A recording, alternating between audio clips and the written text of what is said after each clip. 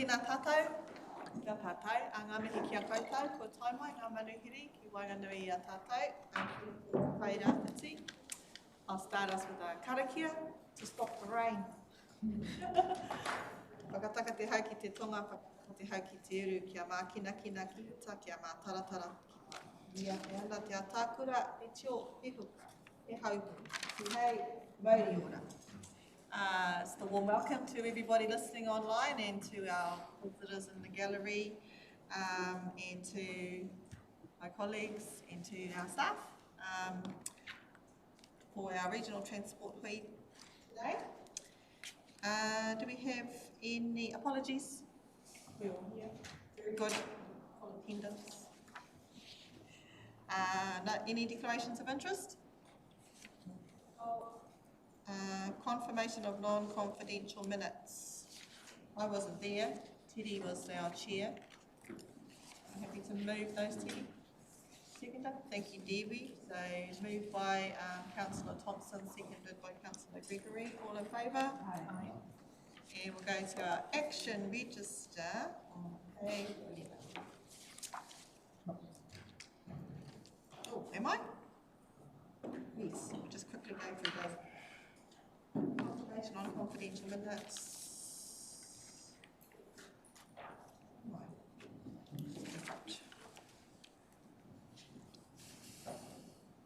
So, action register. Yes. I have one question on the minutes. Sure. Is there, just wondering if was there any update at all on the Waipiro Bay situation? I think it's in the actions. I'll get Mr. Berry to talk to that. So if we go to the actions on page 11, that first one there talks about feedback to the Runanga new education. So that was 15. Yeah, and it sort of connects to Waipiro, doesn't it? So what have we got? Mr. Berry? We, in order to feedback the deputation, we visited the Waipiro Bay community. The exact date of that is December, not sure the date, sorry, early. And subsequently addressed the issues that they brought to the deputation, and then post that received a letter a few weeks later detailing concerns about that the community had about that event and how we represented the challenges of the area. What we had done is sequentially went through their concerns and explained some of the challenges with the access roads. So Waipiro Road from Te down to Waipiro Bay being the major cause of concern. At present, we are scoping that road to ascertain a better understanding of the exact costs to get it to a certain level of service. It's a road in a whenua that's very reactive and active, so the ground moves an awful lot there. The amount of investment we needed just to get to a position it is in today is large sums of money since Gabrielle, and we needed to have a consultation with the community about access and the longer term ability to sustainably open that road and the consequences of that and the ability to fund that was what we discussed. A lot of that's still in discussion with units. We've got another event down there on the 12th. We're preparing a memo for that, which will outlay some of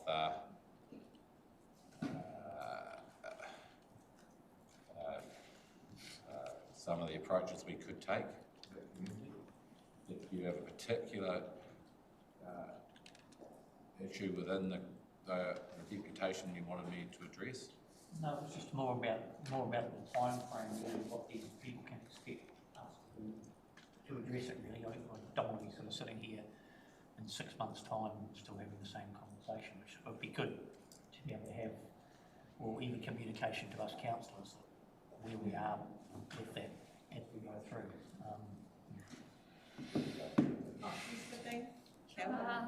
Thank you through the chair. So just on that and following on from what Tim was saying, so I'll be attending a hui next week on the 12th along. They have also invited the Māori ward councillors and also the Ngāti Porou Rohingya representatives. So that will be Te Timu who attended and did the deputation along with Ngā Rangania.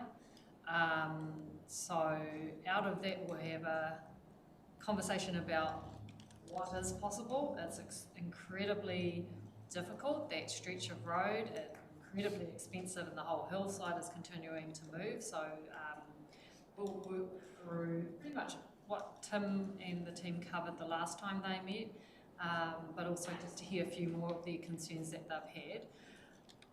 Our intention will be to report that back via operations, because it's more our TLA roading function, not a RTC matter, so we will come back via operations and report back on the progress that's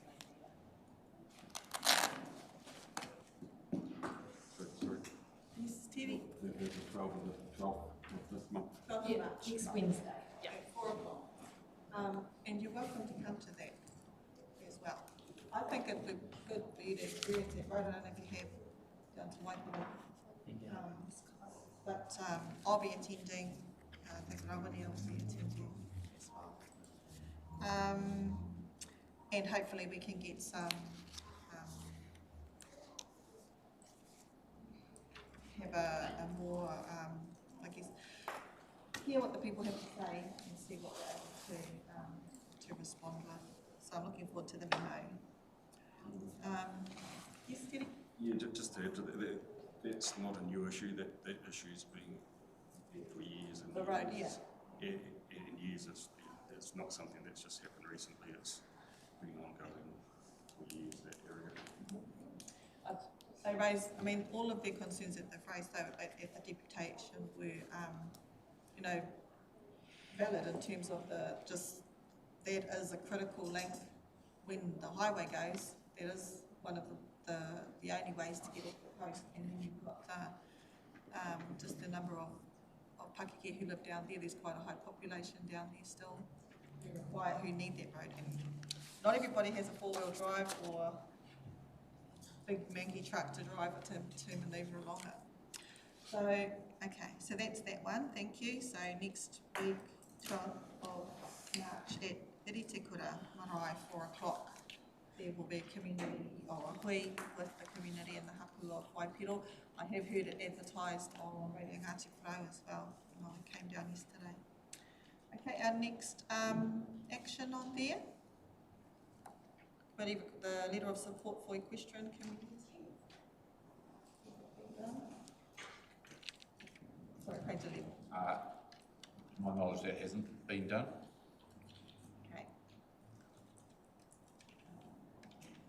That was about, they wanted a letter to the Minister of Support, that they brought to the committee. Which was around safety, this safety of horse riders on our roads.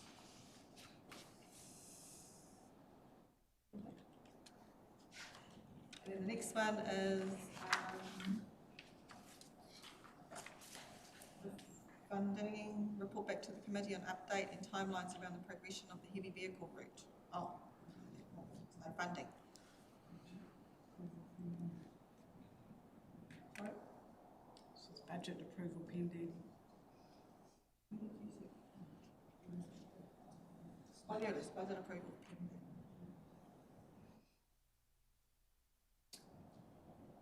Pending to when? Or will you have an update on that, Linda? No? Oh, I was going to say, we've added an update in there in January, and we have no further updates as yet. Thank you, Charlotte. Okay. And then the last action, Quarter 1 RLTP report. So that will come back to us. Oh, it's been referred those are our actions. Governance work plan on page 12.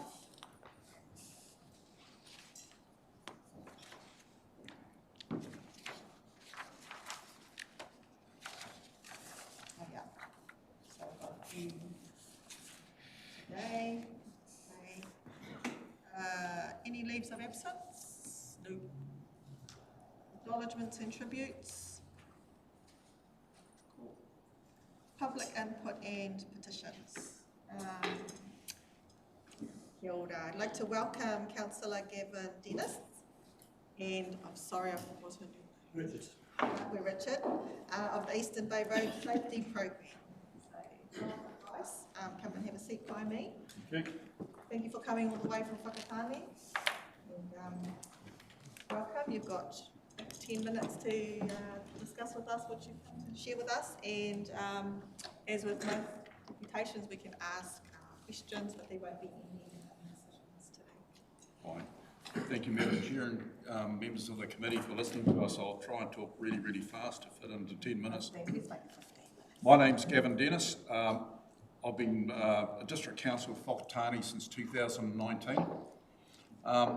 Also, I've been part of the Matata Volunteer Fire Brigade for the last 38 years and been the Chief Fire Officer since 2017. Also done ambulance work for the last 17 years. As a result of that, the previous Mayor, Judy Turner, decided I was a perfect fit to represent our council as a councillor on the Eastern Bay Road Safety Operational Group, and I've been chairing that ever since. Yeah, kia ora, my name is Richard Hamer. I'm the Road Safety Coordinator for the Eastern Bay Committee, and my title is Community Safety Advisor, but I run the Road Safety Program for Whakatane, Kauraro and Karakia districts. I'm here today to support Gavin. So our Eastern Bay of Plenty Road Safety Operational Group comprises of councillors and the rating staff from Whakatane, Kotahi and District Councils, also Eastern Bay of Plenty Regional Council, NZTA, New Zealand Police, the roading police side of it. ACC have had a bit of a cutback in funding, so they sort of sit in the background but still supporting us. And we also have a Marcelli from NZTA, the safety program people, because of their cuts, her area's doubled, so she sits in the background too. So what's the purpose for our group? Is basically to ensure our roads are safe to travel on and free from death and serious injury. We work to a 3-year local road safety action plan. We feed into our Bay of Plenty Road Transport Committee. So here we come to the really good ones. This one here is over the last 11 years and talks about the different crashes, and it's from the crash assessment system, NZTA. So you'll notice here, that's really not important, it's probably a bit of gobbledygook for you, but this is where you folk are down here, comes through a Kotahi, goes through Whakatane, out past the most important town on the planet, which is Matata, and out towards Tauranga. This one here is a really interesting one. This is New Year's Day. So over 11 years, you can see by 21 years, you can see by far the amount of crashes on our roads peaks on January the 1st. The second most important one is down here for January the 2nd. So we realise that there's a bit of a problem. And so 9 years ago, Matata Fire Brigade, Matata Blue Light, along with the Eastern Bay Road Safety Group, we established a fatigue stop where we tried to encourage these kids to stop and partake of our hospitality so they weren't so fatigued. You go over 2 slides. Our problem is, although from Matata onwards, we never had any road crashes in the last 9 years. And we like to think it's because we were doing the good work. Over 2.5, 3 hours, we feed out 1,000 sausages and 1,000 bottles of water. But not this last New Year, but the one before that, we didn't do so well. Well, we did all right, but you notice here where you folk are, you had a minor car crash in here. We had a minor car crash there, one there. After a Kotahi Fire Brigade, where the Waitahi Pipi beds are, just north of it, they had 5 car crashes. So on New Year's Day, their siren went off 5 times. They were all from Rhythm and Vines. And so people would come through here, through Whakatane and out to us, no crashes. Unfortunately, we had one girl that came through here and dived off to go to Rotorua, and she actually died on Tikateri Hill. So there's a car with 3 people in it. They had swapped drivers at some stage, but because they'd driven straight from here to there, unfortunately she was killed, young 18-year-old girl. I've talked to the guys from the Rotorua Fire Brigade. It was quite devastating for them and the Rotorua Brigade that came out. We go back to the last one, mate. So what have we done about that? We realised that we needed to do something different. And so there's the Manatawa fatigue stop there. And so we decided that we needed to do another one here in Kotahi. Like this one here relates to the traffic beyond Otamaraka. And so you'll see here the green line here is what happened in the year that there was no Rhythm and Vines. They cancelled it for some reason. And so that's the normal traffic on January the 1st. This was 2024. You see and that's the difference. The red is a difference amount of traffic going through. So you see it peaks at 1,000 cars going through in that 1 hour. You notice here, this is coming up through Ormond, coming out of Kotahi. It's the same thing. Your normal traffic when there's no Rhythm and Vines, that was the traffic on New Year's Day. It's just a massive amount of traffic coming through in those few hours between there and there. This is the road going through to Rotorua. Because we looked at that and said, do we need to put a fatigue stop out there to prevent that death? But you can see there's almost no increase in traffic. There's nothing. That was just a really sad one. And so we've done that for 9 years. This last year we started one in Kotahi. Go forward to 2. So I got hold of the chief officer in Kotahi, talked to the council staff there, we talked to Lions. Richard did an amazing amount of work there, and we created the Kotahi fatigue stop. So you see the difference in car crashes this New Year. There's nothing. There was a little minor one up here where one person bypassed this fatigue stop, went to 4 Square shop, got out, got in the car, went through a stop sign and had a minor crash with a car with 3 people in it. But this is what we're looking for. So we're really pleased with that. Go next one, Rich. So how does a fatigue stop work? When we first did Manatawa, we used to have people standing on in the middle of the road, and that, as the cars went through, we just chucked bottles of water and sausages in them. But you soon realise that actually not the way to do it. So we make them pull over, we make them get out, walk to the barbecue site. So we have members of Blue Light running the barbecue. We have the fire brigade are the ones on the road, getting them to park and all that sort of stuff. So we have about 25 people working Manatawa, 15 people working Kotahi, all volunteers. So we have members of the community resident association.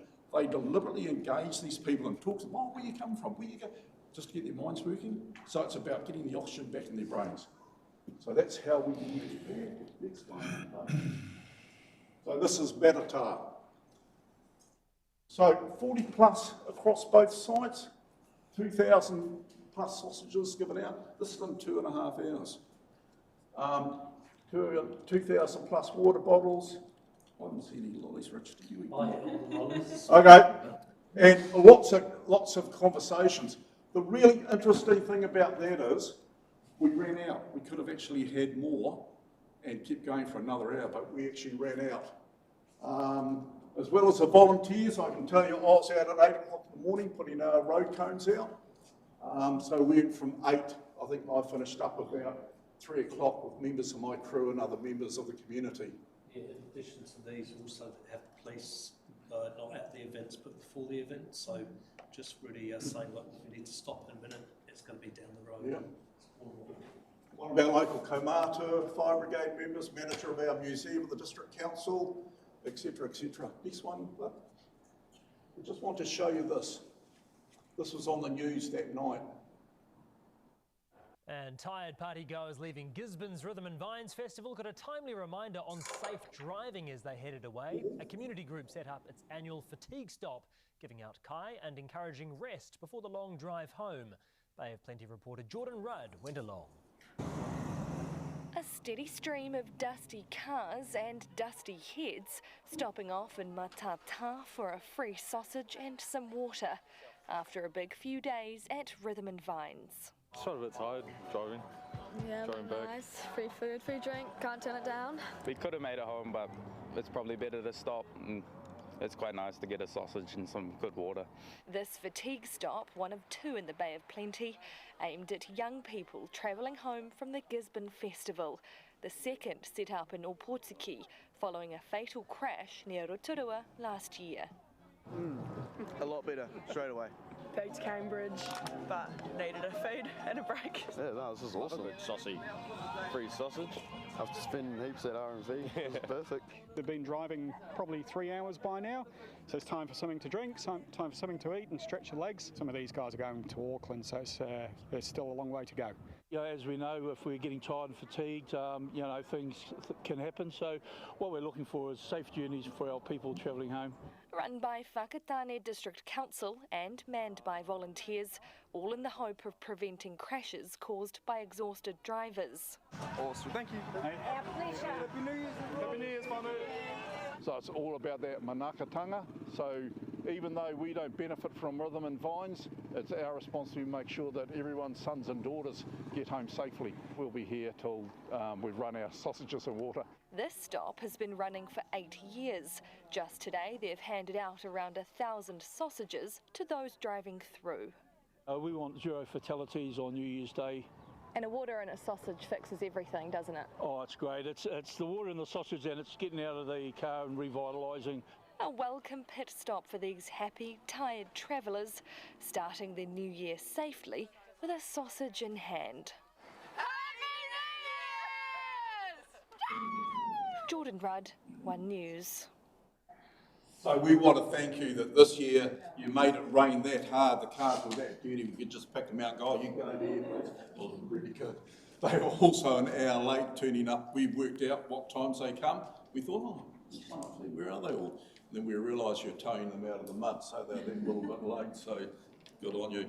Okay, so why are we here? So our problem is, you got the next one done.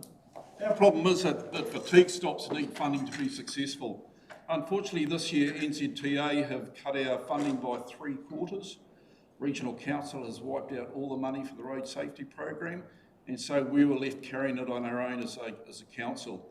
And really, they cost about 10,000 each. By the time you look at the road cones, you look at the sausages, and we could do with more, you look at the water and all that sort of stuff.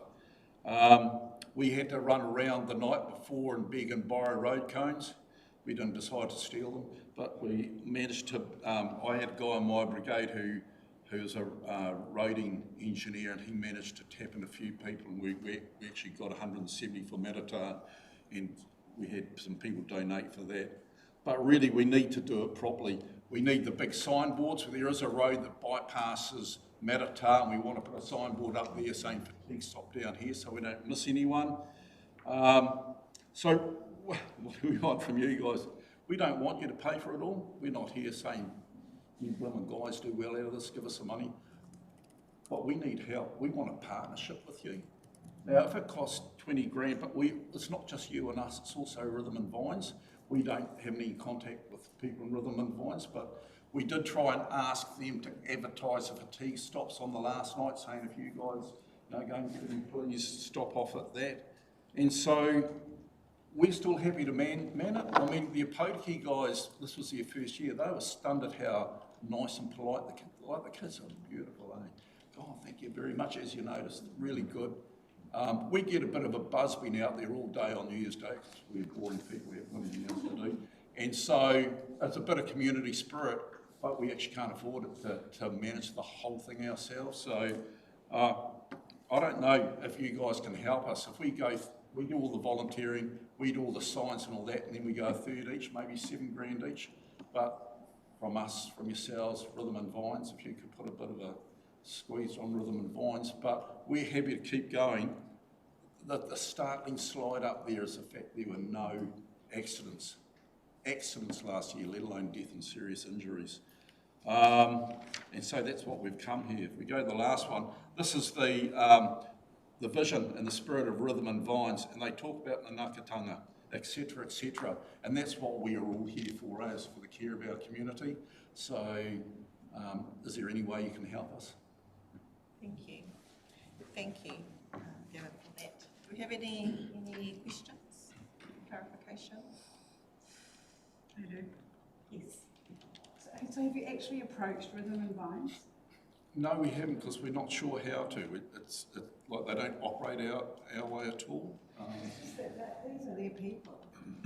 That's right. And these people come back again. That's and, right. You know, to be fair, Gisborne, we don't make a lot out of them coming here. It's all out there. I totally understand. Like, I listened to your mayor on the TV saying that the region benefits 12.8 million, but I understand that that's not coming into your pocket. You guys are as poor as we are. Yeah. You've had disasters. We're the disaster centre of New Zealand. We have volcanoes, floods, debris flows, you name it, we have it too. So I understand with you. I mean, but you're the guys that give all the licensing and authority and all that to Rhythm and Vines. That's why I'm asking if you can help us put a little bit of a Squeeze on partnership. We did have we have had a little bit of contact through L'Oreal Edwards, is it? Yes.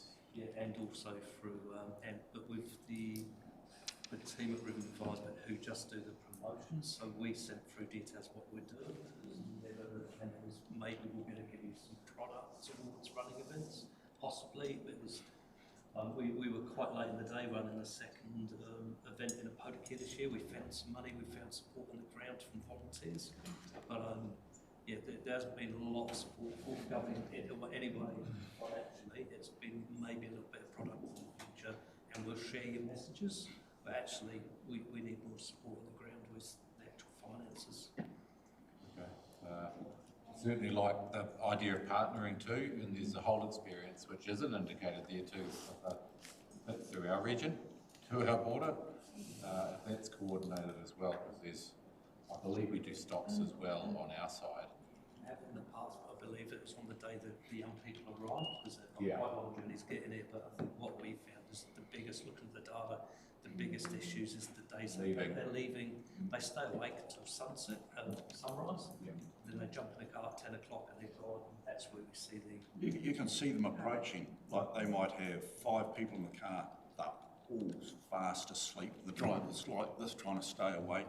We manage to get them over and get them out, and maybe swap drivers at sometimes, but yeah, we understand. They're so appreciative that actually that what we're doing, that it's like it doesn't come at no cost, eh? So we're lucky, we've actually got so many volunteers that are willing to put their hands up and come out, 40 of them plus, I'd say. If we can help partner, I think we'd be the ones to approach R&V. Yeah, and so that we could certainly bring that into it and work towards trying to make it work. We can also lean on our good friends at NZTA, shake them a bit. Even For support. in what sense? State Highway 2. Yeah, but what kind of support? Sausages. Financial. As has been indicated, and as you're well aware, the activity class that would fund something like this has seen a substantial reduction in funding in this NLTP period from 24 to 27, and that's historically where you guys. That's where we're at. Just the same as you. So there, unfortunately, there isn't additional funding available through that activity class. That's gone into resilience, maintenance and operations, state highway improvements, infrastructure and maintenance. I think at the moment, we sit on the road safety budget, and if we were to use that for this event, that would probably take about 40% of our budget, 50% for the whole year, on young people that aren't even from our district. So luckily we've got the other support, but I suppose we're just saying we need help. Well, we've got a good run up to next year, so yeah, this is why we're early. So no, that would appreciate that run up. Nadine? Through the chair, might I suggest that we could possibly take this offline and have a look at what's sitting in the road safety component and have a conversation with R&V, and then we'll circle back in a more. How does that sound? Thank you. Really appreciate any help you can give us. I mean, your presentation was great and very telling in terms of the difference that it's making. One life lost is too many, so we can help. somehow, as Tim said, and you've got assurances from our C that we'll have a look at it offline. Thank you for your time. Thank you for coming, and safe travels back to Karakia. Yeah, hopefully there's a fatigue stop. Appreciate it. Made me hungry for sausage now. Maybe a farmer could donate sausages. 2,000 sausages. Okay. Interesting. Stats were really... Yeah. Just a comment, if I might share as well. It would be interesting to look at the stats as a region going the other way too. I know that Road Safety Hawke's Bay and the police run a really successful fatigue stop. I don't know if they target this or if the data supports targeting it in the same way as Eastern Bay of Plenty, but it could be worthwhile touching base with them. I know that Angela Hallett, the road policing manager, is always keen to come along to the RTC, but they gave a really good update between the police and Road Safe Hawke's Bay on the fatigue stop programme right across the Hawke's Bay region over the festive season too, just to help kind of complete the picture if you were looking to invest. Where is the best place to do that in terms of overall impacts? Thank you. I think a coherent both directions, and I'd love to see the numbers going south. Even Auckland, how many of them come down from Auckland? Most of the hard vehicle people even going all the way to. Yeah. Tauranga. So, but that was, yeah, okay, so that was great. Any extraordinary business? No notices of motion. No adjourned business. Reports of the Chief Executive and staff for decisions. So we're on page 13 with the Strategic Network Resilience Program as update.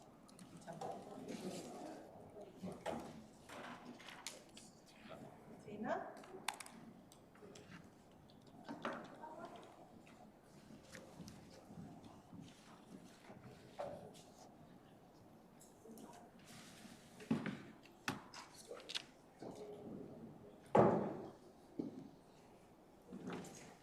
You're in the hot seat.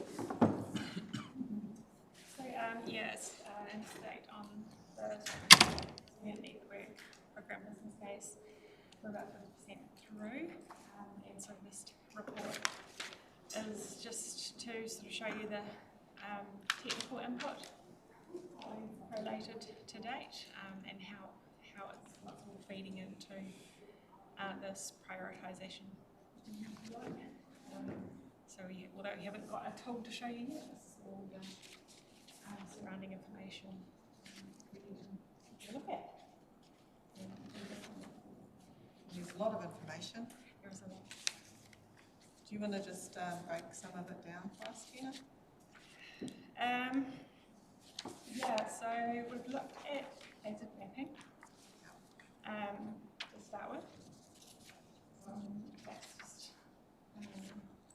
yeah, all the hazards that So on page 17? Yeah, we've got some good maps in there. And then we've kind of overlapped those maps with local road improvements. So that's where we've talked to people, and kind of getting feedback from the community as we go on what roads are important. But yes, we've kind of workshopped that internally, but also starting to sort of touch base with community groups and getting quite positive response to where we're going. Sorry, where have you been so far, Tina? With your community, is that part of what's happened we're in the middle of now? Yeah, okay, so we're just sort of pre-engagement, right. So we haven't got to Hacksmore. No.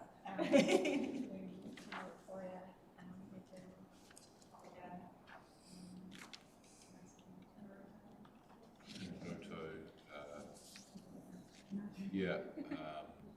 Nautapa? No. Not on this round. No, we've got Wharekahika this week, and next week Whatatutu. I was on the Sarah went to yesterday, that was a question I was just about to ask really Well, the uptake and engagement with community, I have to say, is less than we would have wanted. A little bit of that might be to do with fatigue and engagement. That's a challenge. One thing this report is drawing on is a wealth of data that in previous generations we haven't had in the form that it's easy to bring a geospatial representation up as it is now. So that aligned up with road usage, that aligned up with expenditure on that roads, which we can now identify fairly accurately to the areas, gives us a new way of looking at our road network. So the tool that Tina's alluding to helps us to know where our money is spent more accurately. And with the community information, we can gain the importance of certain roads and certain hot areas. The challenges it might show down the line is that point out roads that are potentially uneconomic, not in the minor but to the extreme. And if that's the case, that might force some interesting discussions. So that's part of the action. Also, where the routes that really tie the areas together economically, but also, but most importantly, our communities. Those two elements are an important location. So we have amongst the largest amount of road to maintain in the country, amongst the largest, not the largest, but amongst the largest, and certainly some of the most challenging geology and economics in the country. So a lot of what comes out of here is going to drive some considerable changes, I believe, in the way we engage with our communities and the way we manage our networks. Really important piece of work. And then, Councillor Thompson and Councillor. Got a few questions on this.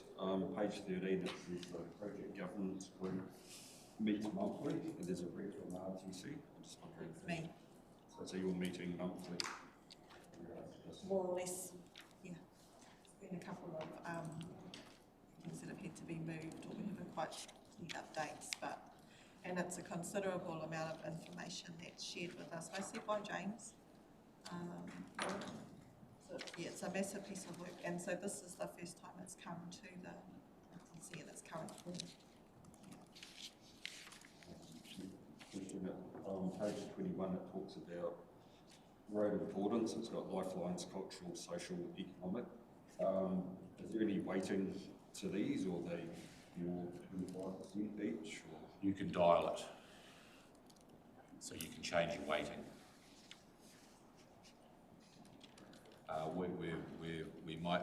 We have a weighting in here at a certain moment. Yeah, I think I played around with some weightings and found that And they're going to, those weightings are unlikely to be uniform across the whole area, so they might be quite different in one like a coastal, reasonably well populated area than they might be in a different location or totally rural farming area. Weightings might be different. Yeah, so in terms of building the tool, we looked at, we think that involves a piece of engagement, and one of the challenges is as you try to move into a decision space, it requires, as Arnie's pointed out, there's a lot of detail, so it requires quite a lot of knowledge by the parties involved in that about what we don't do when you make a certain decision. The short story is yes, it can be weighted. It's part of that tool that we've put things to.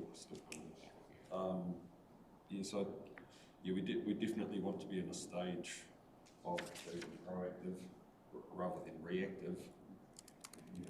The leaders model looks pretty high level, sort of for me it seems to sort of be lacking a bit of local knowledge, I suppose, and it is obviously a high level model. Yeah, just sort of more concerned how it actually works in practice, because I think a lot of the upset is there's a lot of planning and management and everything else, people are just actually wanting physical works. There seems to be a lot of money spent in the non-physical work components of roading. I hate to be spending all this money and all this planning, modelling and everything else, where the reality is you've got a block culvert, you just want the culvert on. Thank you. We accept that there might be that feeling.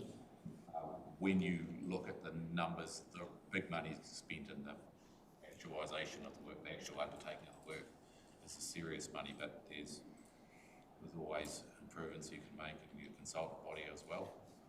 Yes.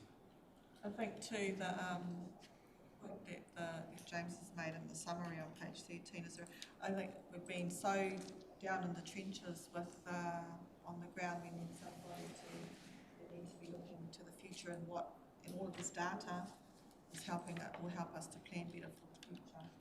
Somebody needed to do that because we spent so much time in recovery that we still need to have the overall oversight. Yes, Linda. I might just respond in part as well. I think your comment is really well made about the proactive as opposed to responsive to cleaning out a culvert that clearly needs dealt with.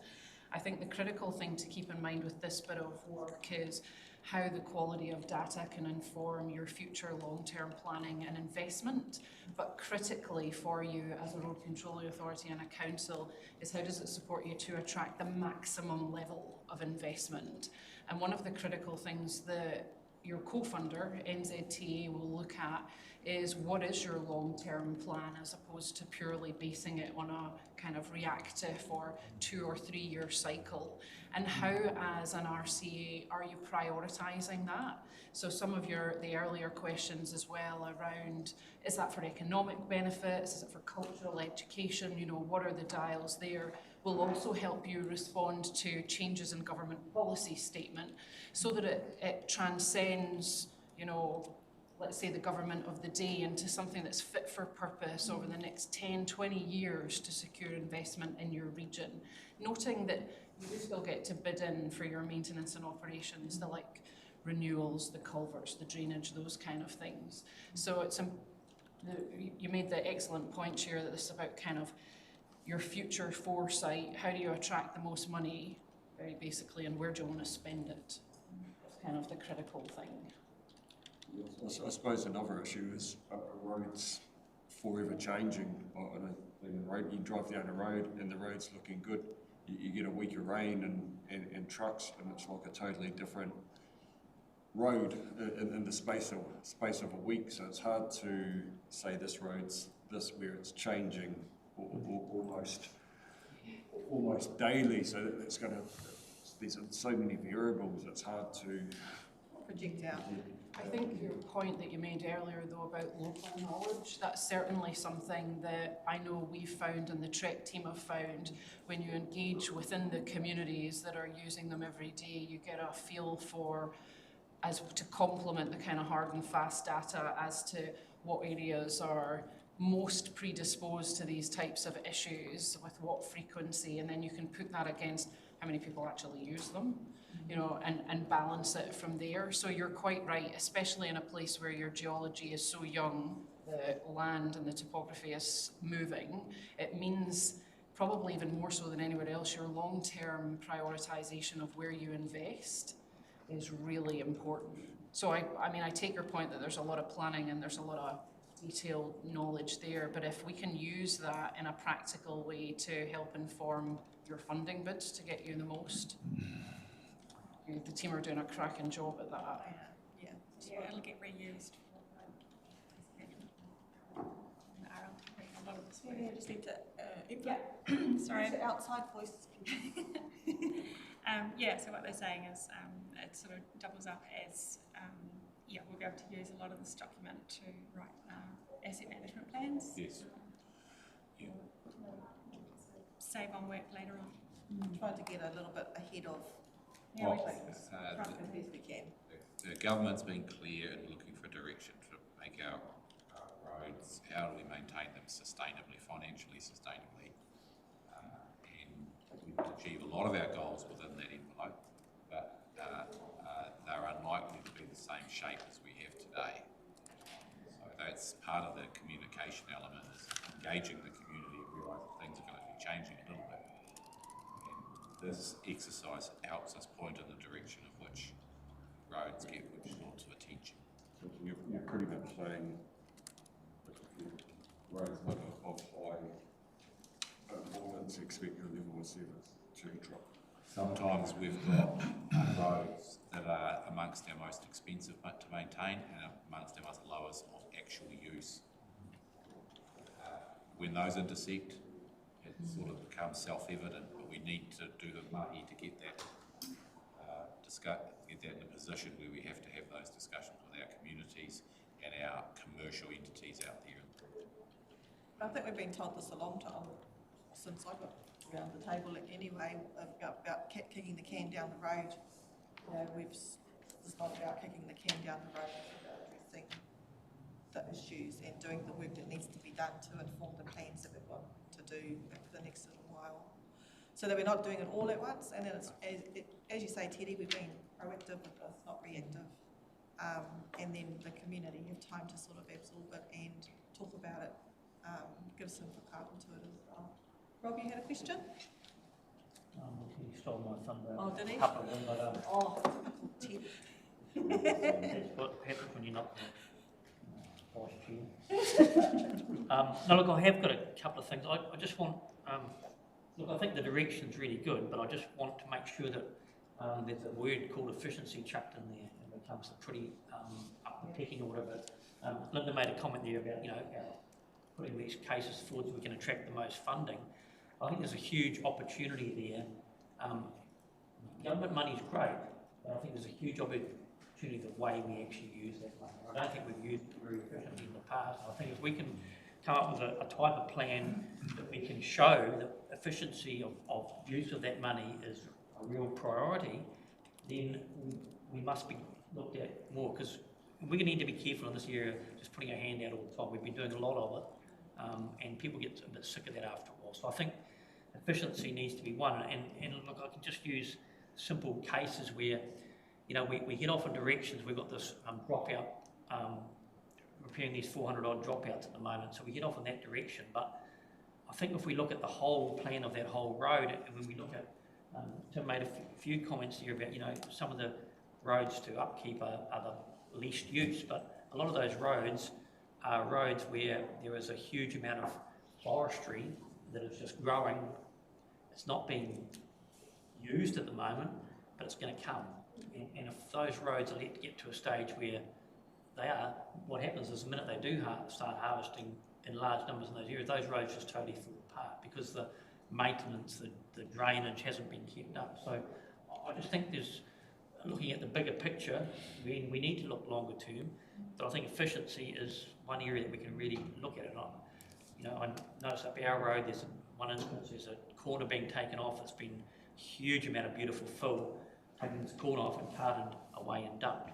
And within 1 kilometre of that, there was 4 dropouts that could have all been coordinated at the same time. That fill could have fixed all those dropouts. And we seem to be doing these things in bespoke ways that I just want a bit, and that is high level stuff. That is looking at the actual efficiency of that whole road at the same time. Going and doing individual jobs needs to be very, very efficient and long. Because at some stage we're going to see those dropouts start getting fixed, and then we can't fill in all the stuff from all over the place to fix them. So I think just a little looking at that whole roading network in that area about what are the things that have to be done long term, and can some of them maybe be pulled forward for the efficiency of using material you're carting away. We can't chuck stuff over the edge of the road anymore like we used to. So I think just efficiency, and probably a more coordinated system would be a real something we could really show that we are going down a direction that then funders will look at and say, hey, at least this money is really being spent well. I just think, and I think that approach would go really well with our community too, because they look at those things at the time.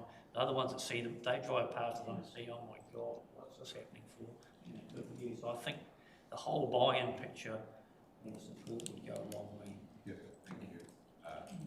But it is a high, that is a high level, I look at that as a high level approach and a longer term approach. Well, I'd say it's a more operational level, and we are making measures to recalibrate our contractors around taking responsibility for the elements of work they're in.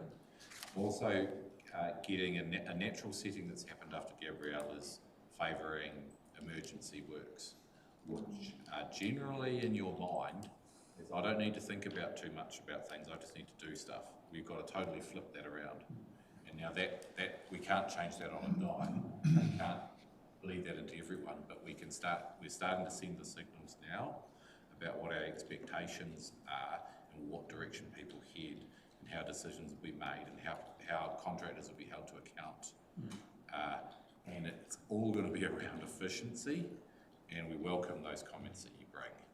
Often you'll find, and we do find that there's a reason for this that makes sense, and then commonly as well, there is no decent reason, and that could be done. But we want to create, and we have in certain areas, contractors are very responsible for the roads that they look after. They treat it as their own, that's what we need. All our contractors are local, all of them brushed by us in the supermarket, all of them need to front up. So we have a lot in our favour to be able to get that achieved, but we do have that calibration that we are consciously resetting now. This is about doing those jobs with smell of an oily rag, guys. We've got to be able to make this stuff work. Yes. Who, Debbie? You put your finger up. Hand up, sorry. I don't have a question, just I'm happy to thank you for this progress report, and reading it makes me realise how vulnerable our area is to not just the wet weather but also the hot weather, and it doesn't matter which way we turn, we've got all these high risks which affect our transportation system.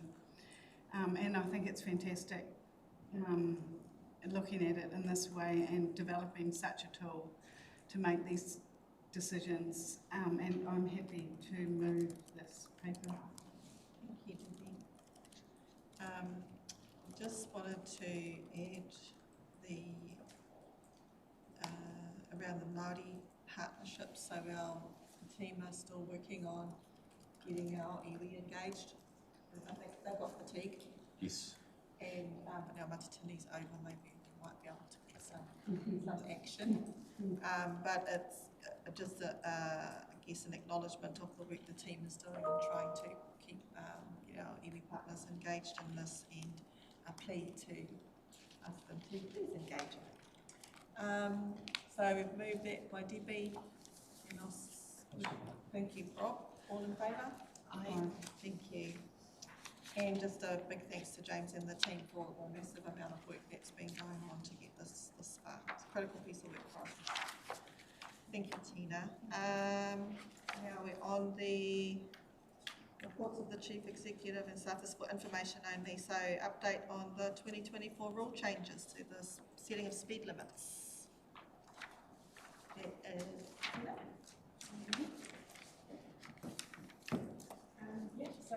Sorry, page 32. 32? Oh, my eyes. Page 32. So the 2024 rule had some mandatory changes that we have to look at for reversals and variable speed limits around schools, and some dates in there. So that's what this report is about. And also touched on MBK's state highways reversals that are out for consultation at the moment. Okay, any questions? Yes, Rob? No, I'd just like to have one question. It troubles me. Why does the speed limits around schools take so long? We're talking 1st July 2026, now that's 18 months away. Why does it take so long to change the speed limit around outside of school? Couldn't we just be able to do it overnight? all our schools in the area? Like what, I don't know what there's obviously barriers there that are there that we can't achieve something like that. I think it's a no-brainer personally, you know, and especially variable ones during the school pickup time. I'm not talking about, you know, all night and middle of the night, but I'm just wondering why does this, you know, who is imposing these restrictions that we can't just do that, so we can do it overnight? Good, no? Restrictions, you could do it all this afternoon if you have all of the signage ready, if you've gone and engaged with the schools, if you've done your procurement, if you've got your contractors lined up. It's to make sure that we allow enough time for you to have your local share component there, that you've done your engagement, you know the start and stop times, you know if you're going to do, you know, electronic versus static, but if you've got all of that lined up, get it done this afternoon. How are we going to? It's up to you, it's your rules. So that is in our control? Yeah. Okay. So, yeah, there was a question I had, was that one July 26th date right, or should it be 25, align with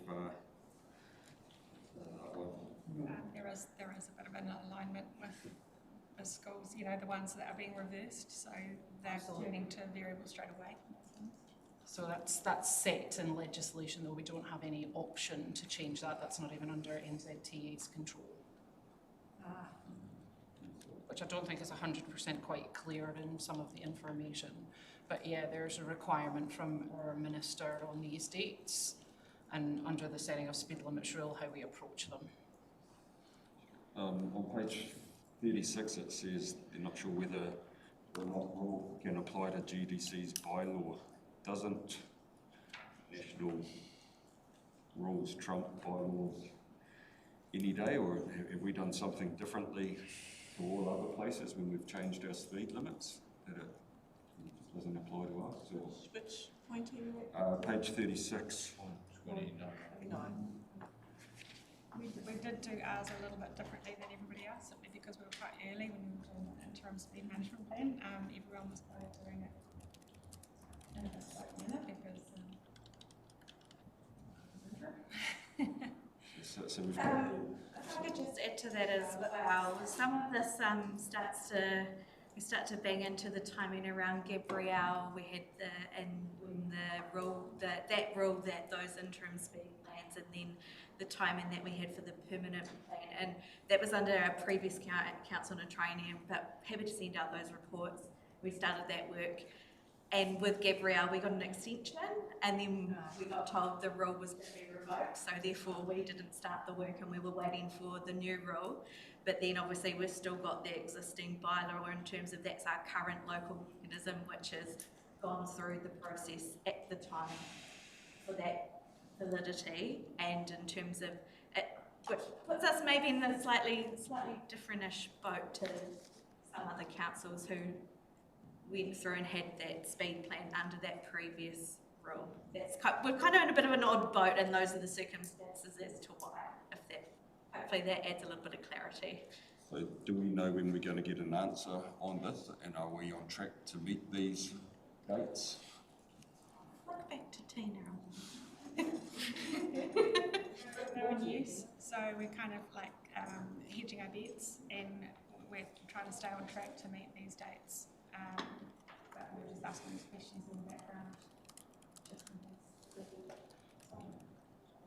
In regards to Okitu, where we got those amazing number of signatures in 2019 to reduce the speed limit, but that's set to go back up to 80? Is 80? Yeah, 70. 70. It was 60. The current speed limit is 60. It will automatically reverse to 80 because of how the road is classified as an urban connector. There is no ability to consult under the setting of speed limits rule. So for clarity, that's not an NZTA decision. That is set by the legislation under the setting of speed limits rule 2024, which we're required to give effect to. We have no option but for it to revert by 1 July. This 1 July? Yes. It's going to be popular with people out there. Yes, Teddy? So it doesn't matter how much noise is made, it's getting changed on that date, no matter what. And similarly for State Highway 35 Gisborne, at Wheatstone to Coldstream Road, you've got a current speed limit of 60, where it was previously 80 to 70. Now, that has to happen under the rule now, but what we can do is have a look at, once that's given effect to community sentiment, a further speed review further down the line. But at the minute, there is no option for consultation. It has to automatically reverse. That's how the rule is written. So your chance to influence how that rule is written is gone. That was under MOT's consultation in 2024.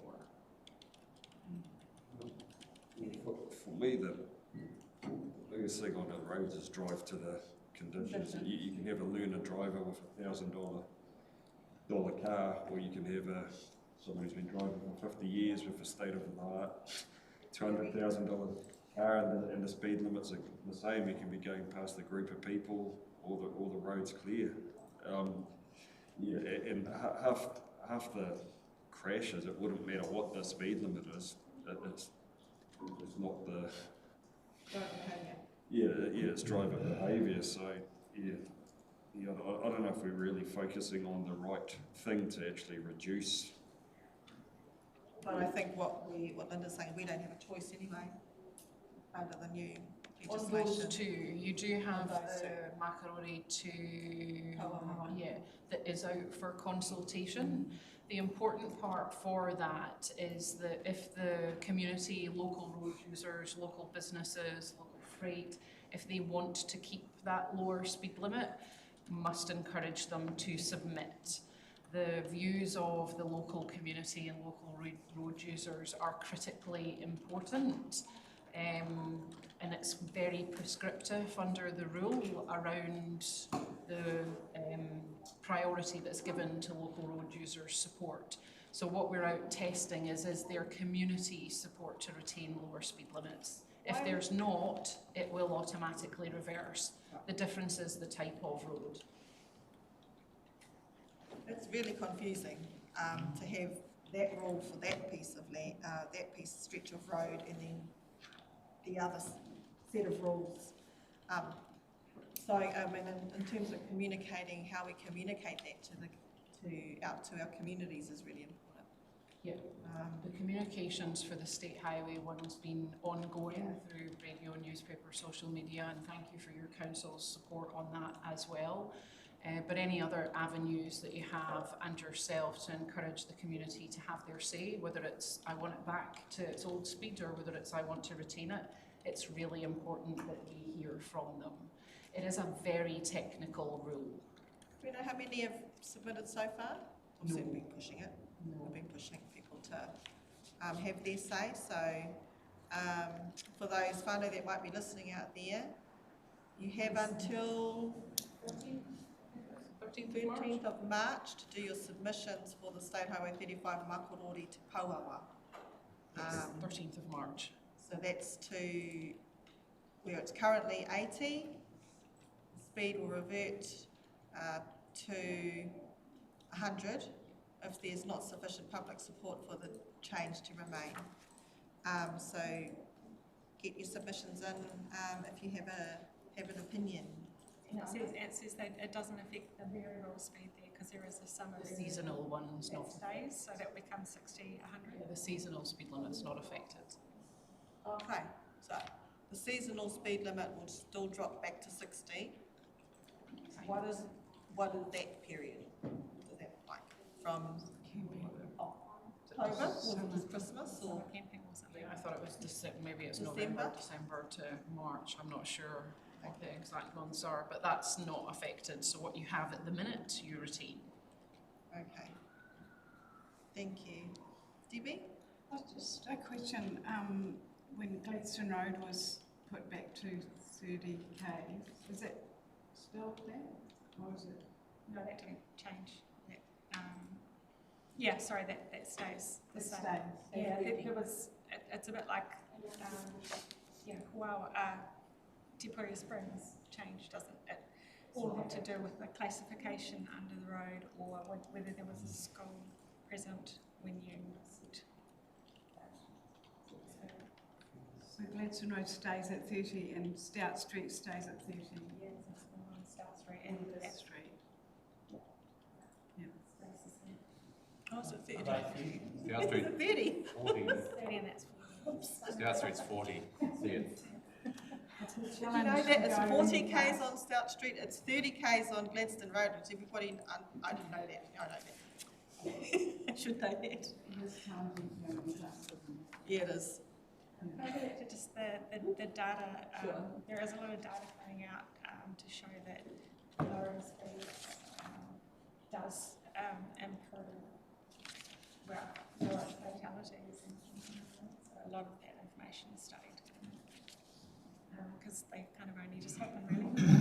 So still gathering that information. There's a lot, you'll remember under the previous government, Road to Zero, and hence why many of the speed limits were lowered. There's a lot of data globally about the impact of speed on survivability of crashes. It just depends, looking at the holistic system, which levers under road safety any entity wishes to kind of use and to what effect, and speed is one of those, but it can also be infrastructure improvements, greater enforcement, driver training, so there's a number of interventions that can be used, but there is a lot of data, you're quite right, about the relationship with speed and survivability of crashes. Traffic lights every you k's help. Yeah. I'll start looking at signs. Look, I just want to query, there's a little bit of confusion, because I am a little bit confused around being told that some roads automatically go back to what they previously were, and then there's no consultation on that automatically happens, but we're looking at the Muckaroy to Poawa section, and it says that your current NZT is currently consulting on that. So why does that need to be consulted on? That's what I want to know. Different Is road that not classification. Automatic? No, it's a different road classification, even though you're talking about the one state highway. It's to do with how the road is classified and the environment in which it goes through. So the two that are subject to automatic reversal are classified as urban connectors, and we have no opportunity to consult on any urban connectors. So that's why I was saying earlier that it's a very technical rule in how it's applied and what we're able to do or not do.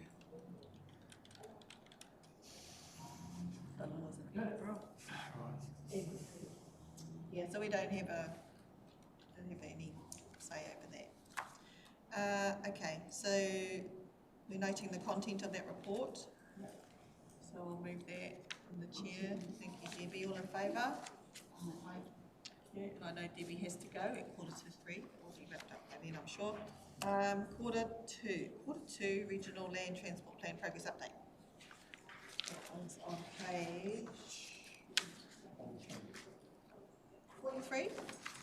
Oh, no, you've got all sorts of good jobs today. I might actually I'll quickly come up the front, because the reason why Tina's name is on the paper with her current title, Tina is actually going to take up the challenge of being our senior transport planner. She decided to join the dark side over in Policy, which is exciting. So this is actually, what is that, week two? Week two. But at the moment, Tina is very graciously straddling both spaces to make sure that all the balls are juggling. So yeah, so anyhow, I'll just leave it to Tina. But Tina. Thank you, Tina.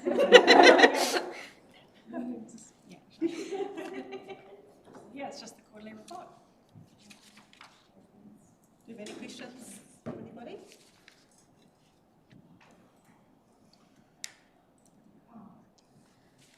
Yes, Debbie? Where does it end? Where does it end? Oh, just on the last page. What is your last page? Is it 59? Yeah, that's 59. So I just noticed on that page it's got the GDC Fix It at. Which is out of date, and it should have the antenna, which is a fantastic new app for reporting things. We will get the template update. Okay. Thank you. You're welcome. Any other questions, comments? Yes, Rob? No, this just goes back probably to my last one, it's a separate paper, but there's page 46.12 there, from the duties operations side of it. Just around the recovery works, continue the slips and dropouts program, and a quarter of them have been repaired. That's exactly where I was looking at. Is this all being coordinated as a whole road network rather than just individual slips being treated on their own? In response to that, thank you for the question. Through the chair, the works for the slips and dropouts and the iwi community projects are coordinating with our Journeys operations team as they go. We're cohabited as well, so we're all sitting together.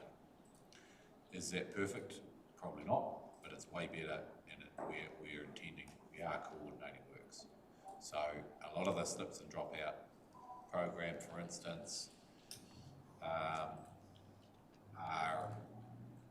by way of being there, improving or reducing the element of operations we might need in some areas. Yeah, just adding to that, yeah, when I was doing the tenders, you put them in packages. So if there's three or four dropouts on a road, you'd tender a 3 or 4 dropout package. You wouldn't tender that one, tender that one, tender that one. So that actually get tendered out in packages for just that reason, efficiencies. So yeah, it is looked at on an operational level before the tender packages do go out. So geographically, a single contractor is say looking after all the dropouts on a road corridor. We're not mix and matching contractors within that road corridor. So they have a more holistic view of that. And we're working with our Journeys operations on what they're doing and what they're not doing. So there's some element of complementing each other in that space. But it's very strict what we use the dropout program for. That's what it's for, that's what it's not for. And operations is drainage and surface treatments. But there is some coordination as well. Okay. Well, not really, but It's an explanation. I totally understand that side. Just using that example on Riverside Road as an example of things that happen, but don't seem to be no coordination between slips, dropouts that are within, you can chuck your hand just 20 metres away. Yeah, that's right. Did you have another question, Teddy? Oh, no, just on like some dropouts have been funded and some are in the process of design and funding, so it might be right next to it, but you haven't actually got a design or funding for it as yet. So it's like,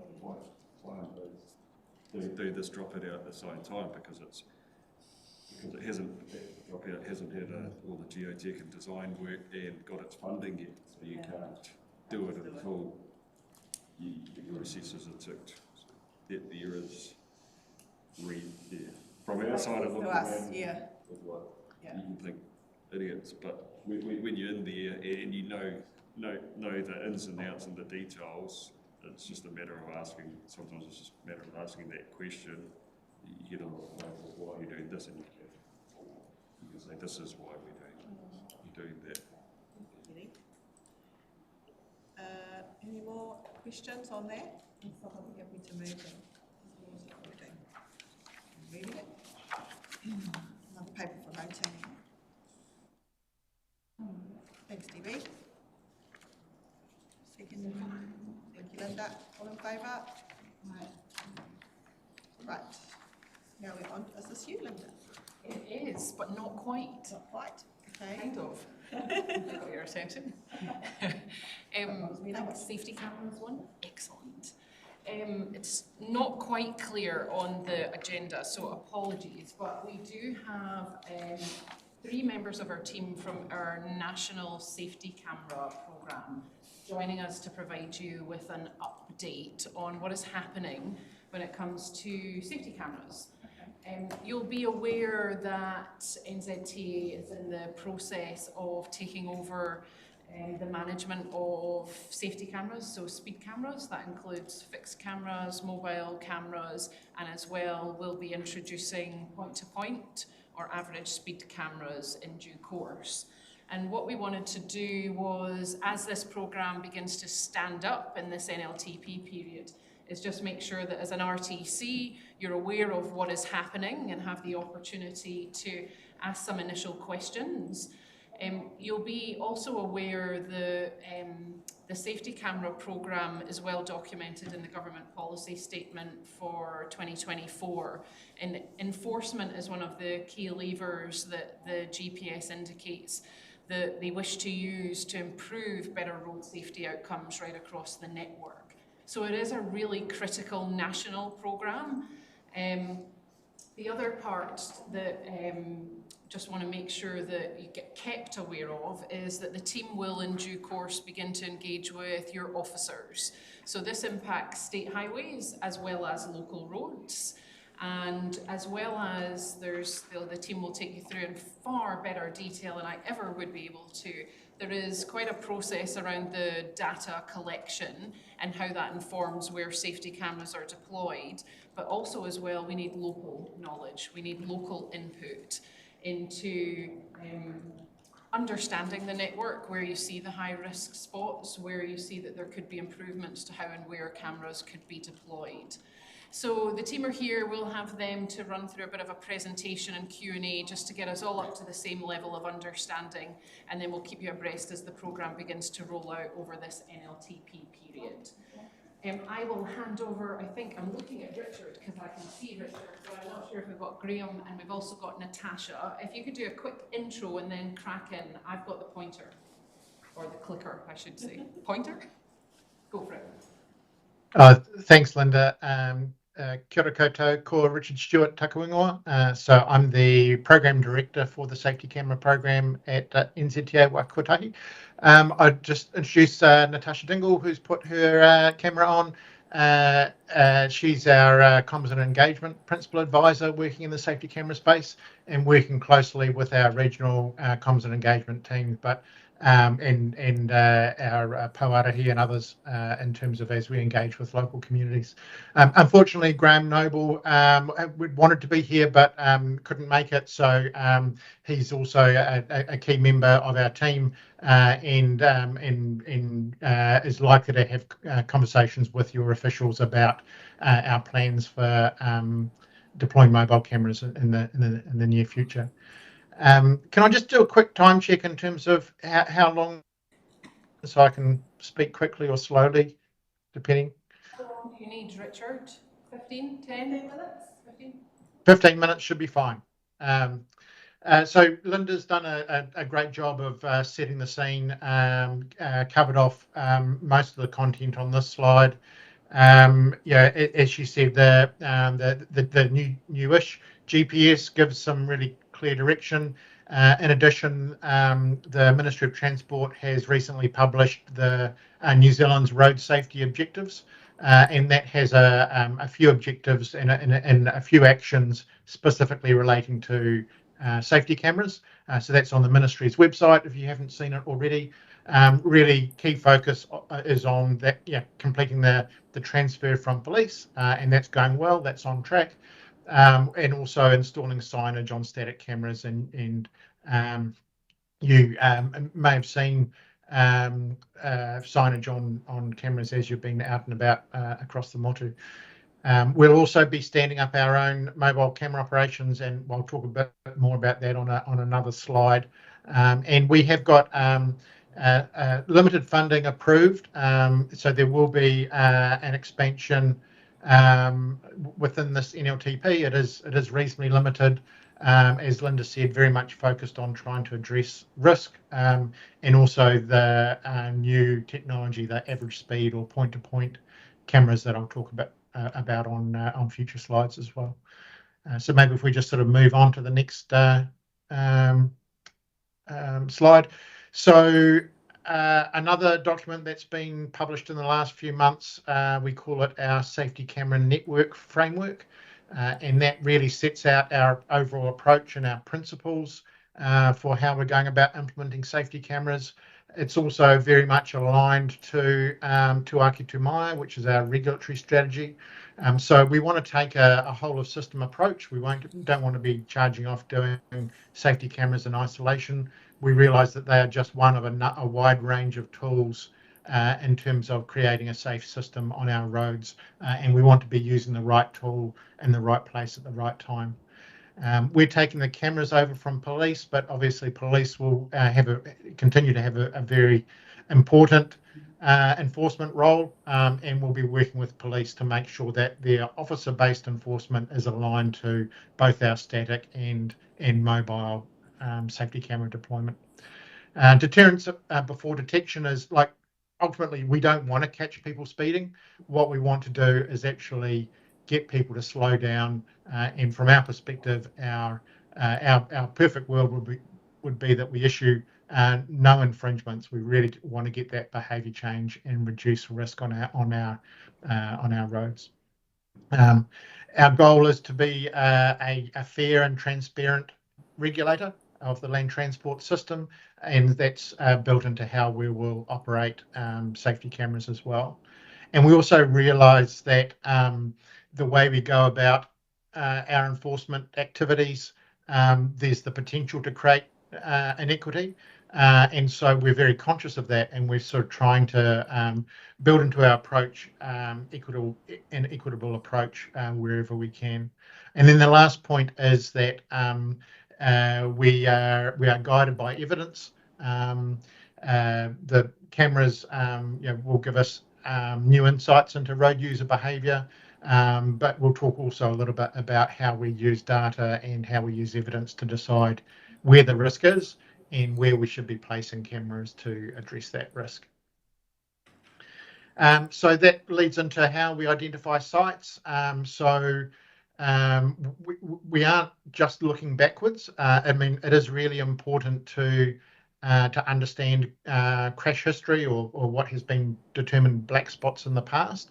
But we can also learn from the historical information about where is the risk in the future as well. So we do have some predictive elements in our modelling as well as looking backwards.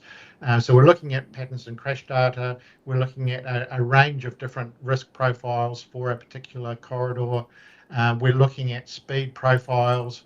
We're looking for evidence of high risk behaviour, and we're also using the One Network framework. So we're looking at a whole range of things in terms of how we identify where a safety camera might be the right intervention on the network. As Linda said, we're just focused solely on risk. We're looking at risk on both state highways and local roads. So we're agnostic from that perspective. But also, and this ties into the next slide as well. Models are useful, but we also need to do what we call ground truthing, which is actually sort of checking in with the local communities, our regional stakeholders, just to make sure that what we're planning to do lines up with what you're planning to do, and also just getting that local perspective as well. So Linda mentioned that we're standing up our mobile operations very shortly. We've recently entered into a commercial arrangement with a supplier called AccuSensus New Zealand, and they will be operating both vehicles, your cameras inside vehicles, which will be sort of SUVs rather than the vans that police currently use. And we will also later this year start using trailers, which allow us to deploy for longer than in-vehicle deployment, and it also gives us some efficiencies there as well. We won't have signposts on our mobile cameras. They will continue to be what we call covert, and we expect to get mobile camera enforcement is a really key part of our overall enforcement approach. it's where we get what we call general deterrence. So the anticipation from a road user that they might get caught anytime, anywhere by either a camera or a police officer. So in terms of our preparation for that, we'll largely be deploying from the same places that police deploy from, but again, from our risk modelling, we've identified a significant number of other potential locations where we could deploy mobile cameras from. And I think Linda also mentioned we're keen to start speaking to officials within various road controlling authorities. The first thing is for our operator to do their health and safety assessments to make sure that they can deploy safely from those locations.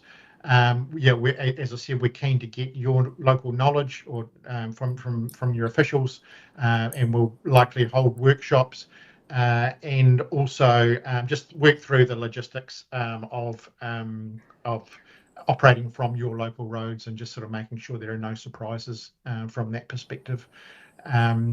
So yeah, as I said, we'll be taking advantage of your local knowledge, and police will be ceasing their mobile camera operations from the end of June this year, and so we'll be taking over increasingly from July onwards. Also, just a little bit more about average speed or point-to-point. You might hear people talk about P2P. So these are new to New Zealand. There was legislation was passed, I think it's probably about a year ago now. As part of that, it's mandatory for us to have signage.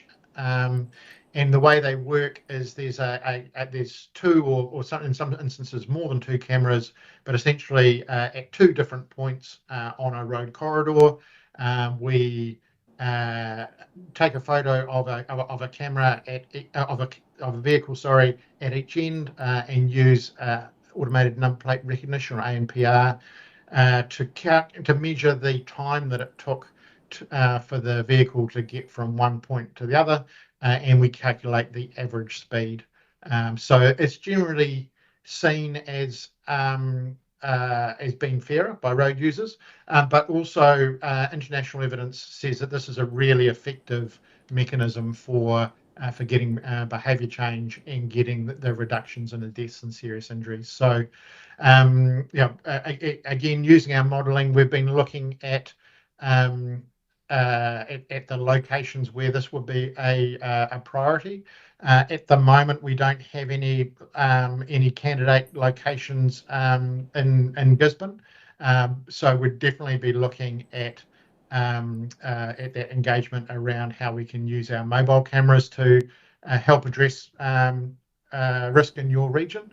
But we are also keen to hear from road controlling authorities and other stakeholders about your ideas as to where you think the risk is, and any locations or corridors that you think might be suitable for average speed enforcement.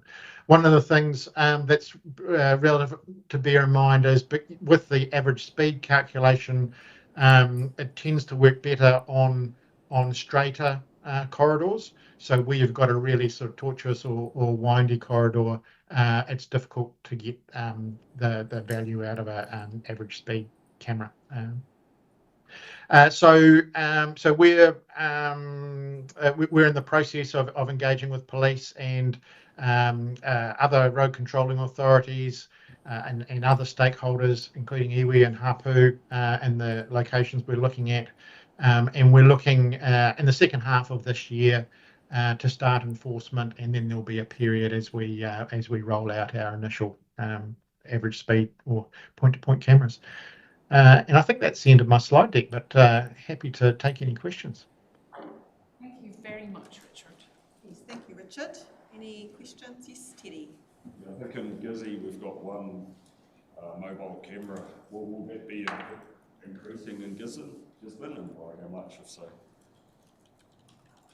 Yeah, so I think initially we'll probably be replicating what police do at the moment. Having said that, we are looking at increasing our enforcement to 80,000 hours per annum, which is a bit higher than what police have been achieving. So those will be the sorts of things that our team will be discussing with your officials as they come out and workshopping and trying to identify where we can get the greatest road safety benefit. Yes. Thank you, Chair. Have speed cameras been used to increase safety and decrease costs around traffic management and roadworks? So we have been looking at how we can use safety cameras in temporary speed zones. It is quite complex for a whole range of factors. So we did look at getting a trial up and running a while ago, but logistically it ended up being a little bit too difficult. There are a couple of jurisdictions in Australia that have started enforcement of a range of temporary speed limits, including roadworks, but also for things like large events and so on. And so that's something that we'll be looking at, monitoring how those trials go over in Australia, and then as we bed in our mobile operations, that's certainly something that we'd be talking to our supplier about as to whether that might be possible in the future.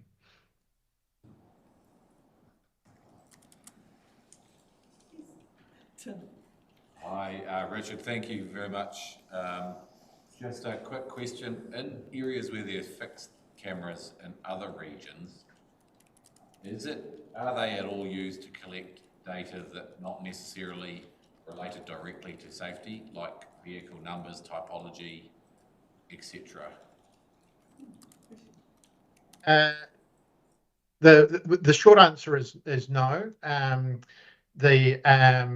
on our website we've published a number of privacy impact assessments where we make sure that we are using safety camera data for a lawful purpose under the Privacy Act. But there are some instances where we use the cameras in survey mode. So we might be using that to collect a sort of baseline speed data, but we wouldn't be looking at that at an individual level. So we wouldn't be, for instance, doing any matching against the motor vehicle register. Was that the gist of your question?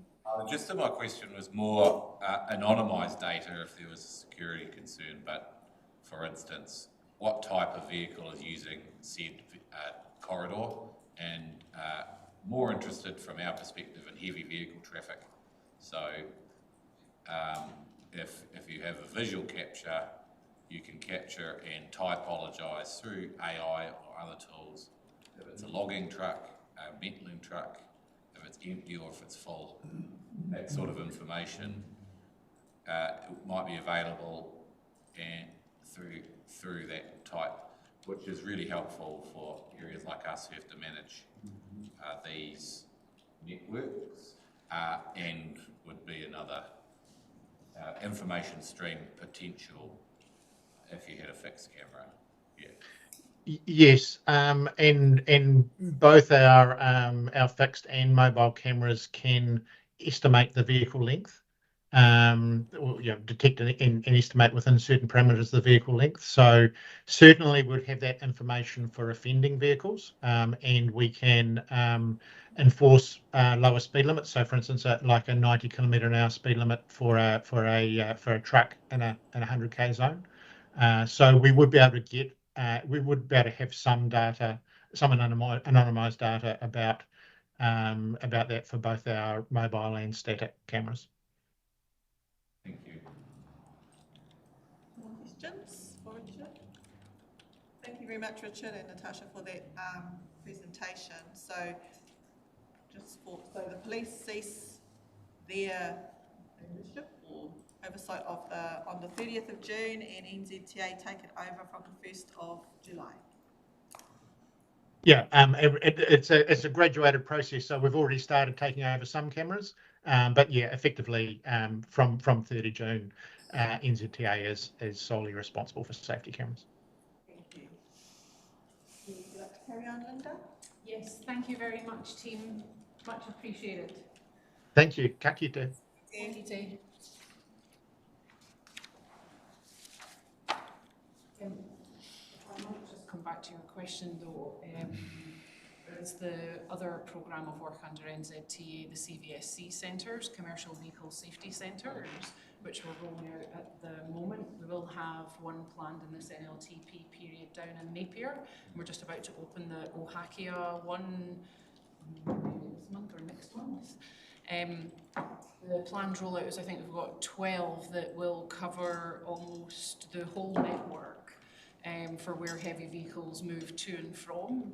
And that is there to help both safety and regulatory compliance. So it automatically scans, it has in-road technology as well as camera technology to monitor the weight of vehicle, matches it up with the licence plate, who the vehicle is registered to, so that we can look at, are they paying their way in terms of road user charges, are there outstanding debts, but also as well compliance around safety legislation, but also weight too. So that might be another way that we can tap into that. I was just having a quick look to see where we've got one, like I say, down in Napier, and also up in Tauranga is another one, and then over in the Waikato. So we might just need to look at vehicle flows to and from particularly your port and how and where they might be captured. But that might be another thing.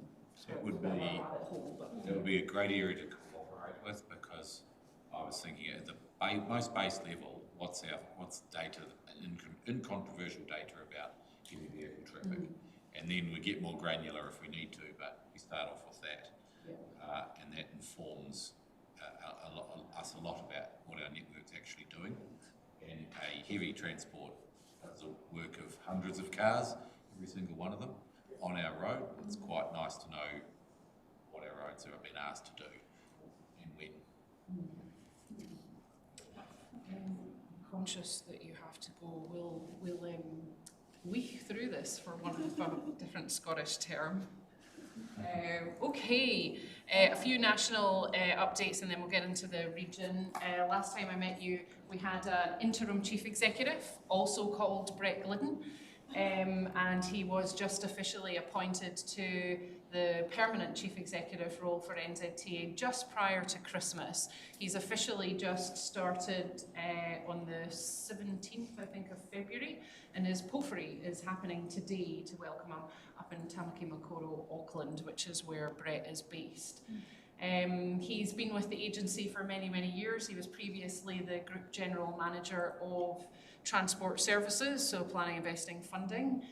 Brings with him deep expertise in infrastructure and regulatory delivery. So it's great, especially in this time where we're moving at quite a high pace. We've all got a very strong focus collectively on delivery excellence, to have somebody like Brett to provide both continuity but a renewed focus on that within NZTA. So undoubtedly, we will be bringing him on a bit of a regional tour, and you'll have an opportunity to meet with him in the near future.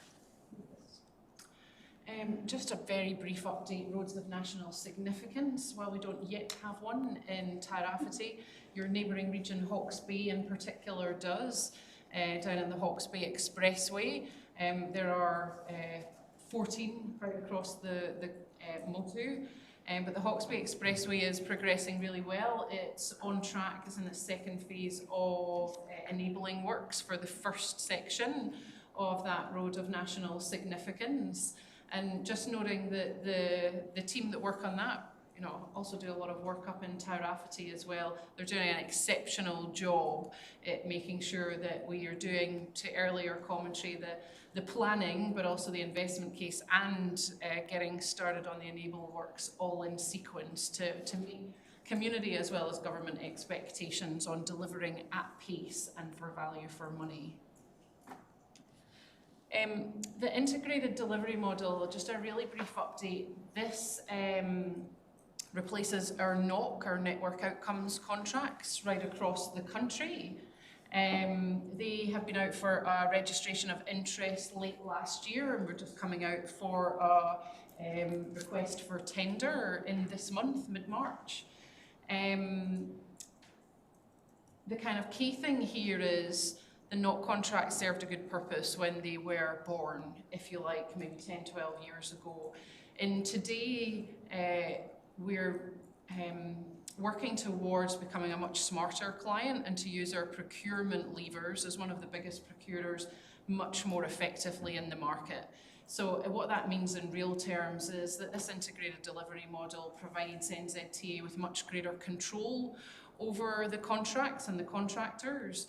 It provides us with much greater control of the quality of the outcomes, as well as the overall management of the asset, so what we expect to see delivered on that asset.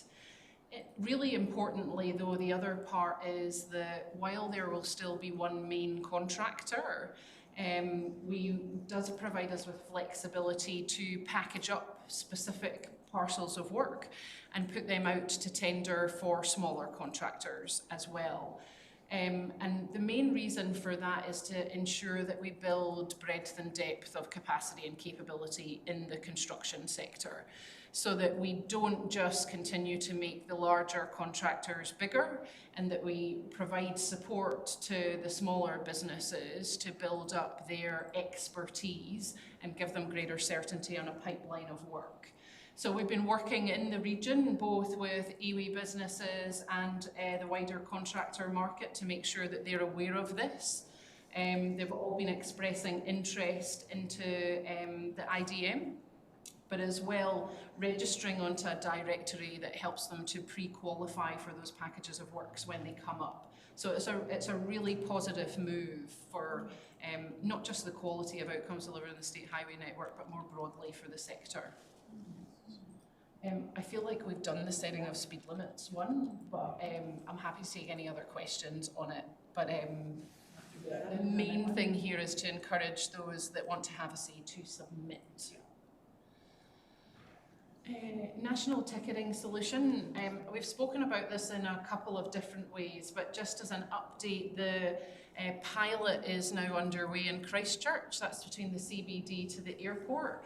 And it's going really positively. There's always wrinkles and lumps and bumps in that, and that's to help us, inform our wider national rollout of the NTS.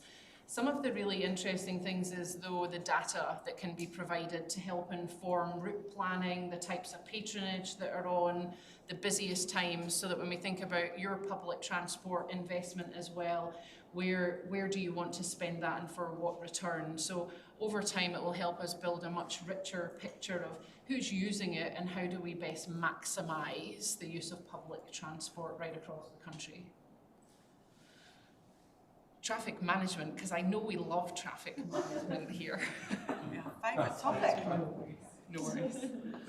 An update on this, there's just a couple of slides here on the move from COPTM, so that's the practice of temporary traffic management, to the New Zealand Guide to Temporary Traffic Management. That is well underway now right across the industry. The critical thing here is that it shifts from a very compliance and very prescriptive approach to our contractors and the suppliers of TTM undertaking a risk-based approach. What that means is that if you were doing some roadworks or some resales in Wharikahika on one of the side roads, might require very different TTM if you're doing it on State Highway 2 at Devil's Elbow. So it's not a one-size-fits-all approach. The aspect is that it can't happen overnight. This requires quite a capability development of many of our contractors in how they build their own maturity and capability to undertake those risk assessments and then to deploy traffic management in a different way. You will begin to see changes over time as more businesses upskill in this. And there is a wealth of information available You've got links in your pack here to those areas. If anybody's got further questions, we can provide more information. But it will take time for everybody to begin to upskill and then deploy this differently. The one thing I would note is that it does shift the risk to the contractors and the businesses, as opposed to, say, you as the road controlling authority holding that, because it's a very prescriptive, the previous system was very prescriptive in what to do when. I think you had a really recent update to your operations committee, which apologies I couldn't attend, from Richard Bailey, our Trek on our interface manager. So I won't labour on this too long, but I do just want to just talk to a couple of highlights. 140 of our recovery projects complete out of 170, so that's almost 80% of the recovery work completed in Irafity. What we will see is the majority of that being completed through this half of 2025, and the main focus of Trek will be on the kind of 4 or 5 larger projects now, which we'll touch on in a second. But what that does mean is that Trek is beginning to now refocus or consistently focus on those larger projects rather than, the drainage, the slips, the dropouts right across the network. And then, they'll probably only be with us for another year, 18 months after that, and everything will return to, can I say normality? I don't know if that's the right word. Just a quick one on the renewals programme. So that's the maintenance and operations right across the state highway network. The key thing here is, in chatting to the team as well today in the office, is that the programme has been hugely successful across the Tairafiti region in terms of, the kindness of the weather, but the integrated way the team have approached it, it's almost complete already, so on track and on schedule. I would note that you and your communities and the businesses have been exceptional in their patience. It has been highly disruptive, especially for those that use State Highway 2. But it does really signal the level of investment that's going into maintaining a good quality right across the State Highway network on State Highway 2 and 35, and not purely on resales in both drainage and on rehabilitation. Here's some of the big projects that Trek's on. Hikawai Bridge is progressing well. We're currently still working with landowners and our Kaitiaki Forum to progress the enabling works at the same time as we formalise our procurement strategy for the main build phase of the new bridge. The Magahuini Gorge had a little bit of additional slip work due to that recent weather event, or smaller scale weather event, that's requiring some cleanup that's happening underway, but you'll see quite a lot of activity on the boreholes, where I think we're about 50% design, and that's helping to inform the rest of the design. As you guys know much better than me, this is a challenging area to work in. And Rosatahi and Nesbitt's dip, it was great that Trek were able to support further work to be done to address the resilience issues that exist in here. Our work with area and local contractors has been exceptional in these areas. We're just working through landowner discussions in order to progress the design with the right solution. And that's me. That was quite quick. Well done, Linda. Okay, questions? Oh, yes, Councillor Telfer. You can't get away that cheap without me having a crappy traffic management. Go on. No, look, I just wanted to, just on that, previously, you mentioned previously it was a very, traffic management was very prescriptive. Yes. And now it's being more put in the contractor's hands. Yes. I struggle to see by doing that, where the incentive is for them to reduce cost. Because we are basically looking at, one of the biggest things that irritated people is the cost of traffic management compared to the cost of the overall jobs. I don't see anything in that is going to incentivise behaviour by contractors to actually reduce that. You're asking them to basically come up with a plan where they can make the least money possible and still produce something good. I cannot see that working personally. So you have a lot of levers under your control to do that. So you procure that work for a start, and it will be for a certain price. Now, contrary to a lot of the rhetoric, and our figures are made quite public, but your figures are also public now in terms of what you spend on traffic management. There's a number of areas where we've collectively got accountability on how much is spent. So there is no incentive for the contract holder for your 5 dropouts, for example, to spend 50% of the budget on traffic management, but it is up to them to manage that. The other part is that you sign that off. So you have another checkpoint as the road controlling authority to sign off that traffic management. There's a name for it, Tim, as well, forgive me, as to whether it's fair and reasonable or whether you want to look at other solutions. But if you're looking at a package of work, there's nothing to be gained from, say, boss's company for them to spend all of the money on traffic management and have 20 cents left to do the actual slip repair as well. So how you procure that work and how you structure the contracts will also support driving different behaviour. So in response to that, Rob, we've more or less templated how they've got to apply traffic management work, so they're not given the leeway to decide for themselves so much. They could challenge it and come and say, oh, we want it higher. We're already doing that risk-based assessment for them. And then also templating all the documentation as well. So they're not billing us for the documentation each time, they're just filling in the main pieces. And then we're measuring them on their performance. So if you're being prescriptive, are you not shifting the risk from the contractor to yourselves? If you're telling the contractor what they need to do, surely that risk will change from them to council. They're still risk-based assessments, they're still tendering on that and agreeing to that in the tender. That hasn't been tested yet though by Paul, so it's a good point to notice, and I can get back to you on that. Yeah, just in traffic management, Rob sort of covered a bit. We were told the other day that the tier 1 average traffic management, I can't remember the figures, was about 3 times as much as local contractors. Is that what you're seeing throughout the country, or is that just a Gisborne thing? Or? I'm not privy to that, kind of. I've not heard that stat at all, and don't know if it's relevant to local roads or to state highways. I wouldn't comment on that. Yes, Rob? No, we did have another question. Okay, no, just tag team is ready. No, just on your comment just then on the Hakawai Bridge. Yes. I struggle to understand why we're 2 years down the track when NZTA have known for two years since the day the bridge disappeared that there is going to have to be another bridge built, and we're still just negotiating with landowners on.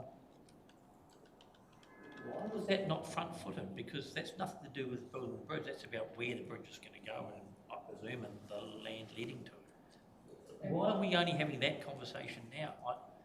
You'll remember from previous updates that originally there was the desire and the request from some parts of the communities to do more than one bridge as well. So there was the 2-bridge proposal that worked through quite extensive community consultation, as well as local iwi and hapu and landowner consultation as to how to derive best value for money from the fixed funding pool that we have for overall recovery works.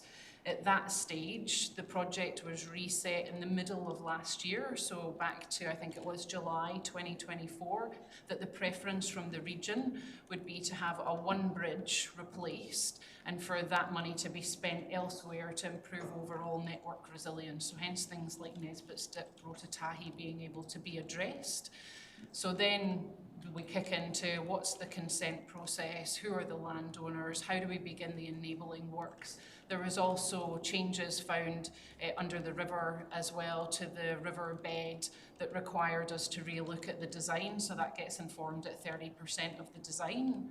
So there's been a number of factors within there, primarily driven by the request from this region to make sure that if we've only got this much money, can we make sure that we use it as effectively as possible for the overall resilience of the region. And the consensus very loudly at the time was not to have replace two bridges, to only replace 1.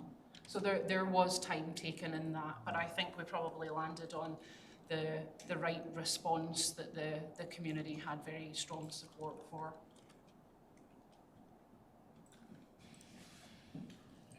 Everything takes time. Yep, and just for my third one, you haven't probably got the end yet, just on the Waikiri Gorge realignment.